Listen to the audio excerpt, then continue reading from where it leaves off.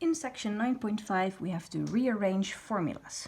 That means writing formulas in a different way. Let's start by looking at the example.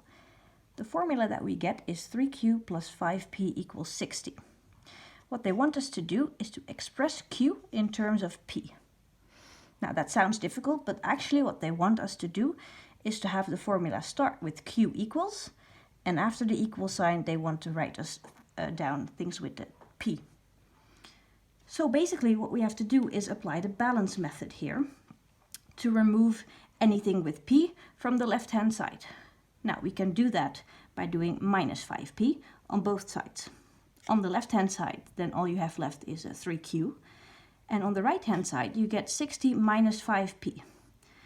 That's because you cannot subtract 5p from 60, so imagine you have 0p behind 60. We can subtract 5p from that, so we get 60 minus 5p. Now we're nearly there. We want the formula to start with q equals. Right now we have 3q equals, so we have to divide everything by 3. And by everything I mean every separate term needs to be divided by 3. So 3q becomes q, 60 becomes 20, and minus 5p becomes minus 1 and 2 over 3p. And here we have our final answer. Q is 20 minus 1 and 2 over 3p. It can also be written like this, when you start with minus 1 and 2 over 3p and end with plus 20. That's up to you. Let's try this ourselves in exercise 34a.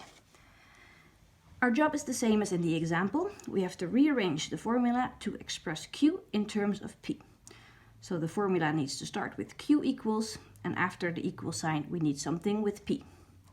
That means anything with p should be removed from the left hand side. We can remove minus 9p by doing plus 9p, and whatever we do on one side we have to do on the other side as well. On the left hand side all we have left is 2q. On the right hand side we cannot add 9p to 24, so we have to add 9p to 0p. That means we get a separate term of 9p on the right hand side. Now halfway there, we want to start the formula with q equals, not with 2q equals. So to get there, I have to divide everything by 2. Every separate term needs to be divided by 2. If I do that, I get q equals on the left hand side, which is what I wanted. And then on the right hand side, 24 divided by 2 is 12, and 9p divided by 2 is 4.5p. Now another good way to give the final answer would be this one, where you switch the order of the terms. It's up to you which one you like best. Both of them are correct. All right, let's look at exercise 36. Here they refer back to the two sections previous, this one, where we had to calculate the point of intersection of two lines. Here we have to do the same thing. In exercise B, we get two formulas, but they're not in its standard form with y equals and then something with x, but like this. We do have to calculate the coordinates of the point of intersection of these graphs though. So the first step would be to rearrange these two formulas so that we have them both in such a way that they start with y equals. Let's start with this one. 5x minus y is 10. We need to remove anything with x from the left hand side because all we want there is y equals. So we start by doing minus 5x on both sides. That means all we have on the left is minus y, and on the right hand side I get 10 minus 5x, or minus 5x plus 10, doesn't matter. And then we have to divide by minus 1 here because we have minus 1 in front of the y in this case. Everything needs to be divided by minus 1. So we get y equals minus 10 plus 5x. First one is done.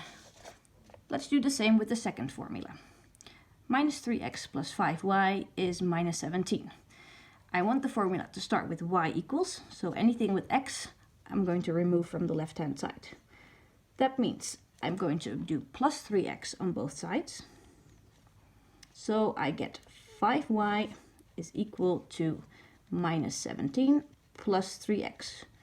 Or 5y is 3x minus 17. Doesn't matter. Then divide by 5. Divide everything by 5.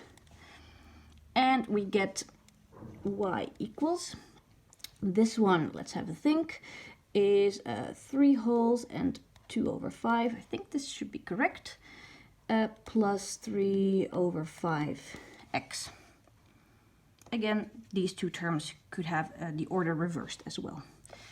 Now, we have both formulas in the usual form now.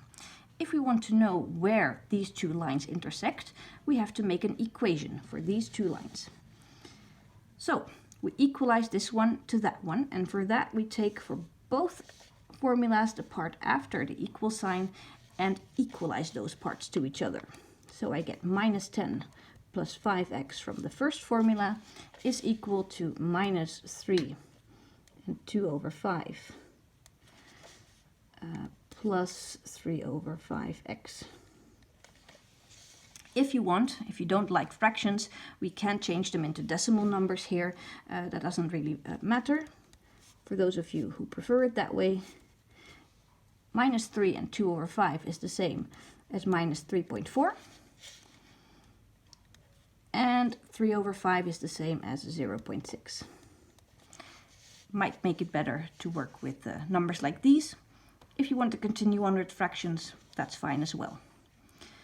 All right, we will remove all of the x's from the right-hand side now. So minus 0.6x on both sides.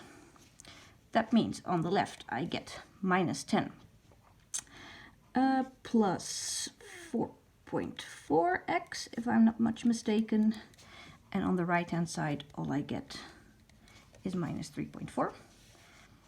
Then I want to remove the regular numbers from the left. So minus 10 is removed by doing plus 10. So 4.4x on the left is equal to 6.6, I want to say. Just to be sure, minus 3.4 plus 10. Yes, there we go. Now, let's keep the calculator here because in the last step we have to divide everything by 4.4. So, that means 1.5 is the solution to the equation that I made. That means that the point of intersection that we are looking for has an x-coordinate of 1.5. Now I still need the y-coordinate, and I can do that by taking the solution of 1.5 and filling it into either equation. It doesn't matter, or not equation, formula. It doesn't matter which one I choose. I'm going to go with this one because there are less fractions there. So if I take x and replace it by 1.5, I get the calculation minus 10 plus 5 times 1.5, which is the same as minus 10 plus 7.5, which is the same as minus 2.5. And this result, minus 2.5, is the y-coordinate that we are looking for, minus 2.5. So this is the final answer of exercise 36b. The last thing that I want to explain today is substitution. That's explained right here. Substitution is a difficult word for replacing the variable in a formula by another variable.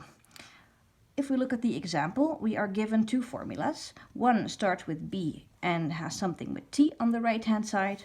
Another one starts with t and has something with p on the right-hand side. They want us to substitute the second one into the first one so that we can express b in terms of p. That means our final answer needs to be a formula starting with b, just like the first one, but the variable inside it should be p. Right now it has t, but t is the same as minus 3p plus 2. So what we're going to do is we're going to replace this t in the first formula by what t is equal to as stated in the second formula. Now t here is multiplied by 5. So we have to multiply this whole thing by 5. And you write that down like this with brackets.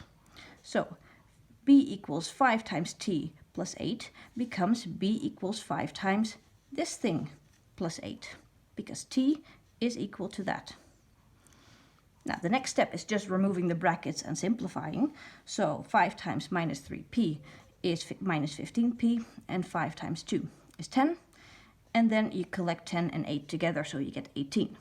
This is the final answer. Here b is expressed in terms of p, because we substituted this one into that one. Now I will explain this again in exercise 38C, where we get these two formulas, formula A and formula B. Don't get confused, because there's a small letter b and a big letter B here. This is just the first and the second formula, and the little b is the variable of the formula. What we need to do is the same as in the example. We need to express b in terms of p. So here b is expressed in terms of t, but t is equal to 7 minus 2p. So if I change this t right here by whatever t is, 7 minus 2p, then I have expressed b in terms of p. Now we need to multiply t by 7 in this one. So what I do is I start with writing down 7, and instead of writing down t afterwards, I write down 7 minus 2p between brackets, because I need to multiply those two things by each other. Don't forget to write down the end of the first formula. It ends in plus 34. So now we're going to remove the brackets. This one and those one should be multiplied. So we get 49 as a result of the first multiplication, and minus 14p as a result of the second one, plus 34. Now here we can collect together these two terms. So I get b is 83. Yeah, 83 minus 14p. And now I have expressed b in terms of p by substituting the second formula into the first one.